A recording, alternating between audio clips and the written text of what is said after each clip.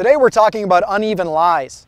And the number one thing to remember when you're encountering this type of lie is to figure out what does the ball want to do naturally before we hit the shot. And what do I mean by that?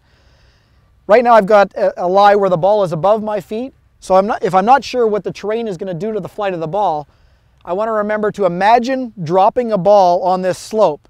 If I were to drop a ball from here, it would hit the ground and it would roll down and to the left. The ball flight is going to react the same way.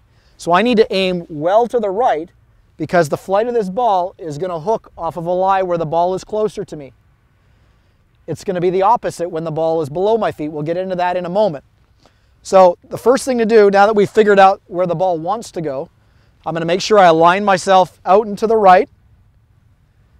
And I'm going to make sure that my ball position's in the center of my stance. And because the ground is closer to me, I want to make the club shorter. So I'm going to grip down, choke down on the club. And any treble shot, you always want to have a shorter backswing for control.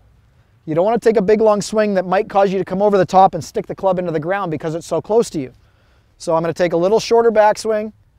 I'm going to choke down on the club.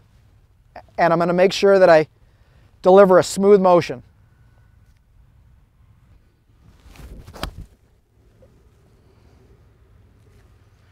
Now let's talk about uneven lies where the ball is below your feet. Now if I was heading in the opposite direction with the ball below my feet, all of the opposite rules are going to apply.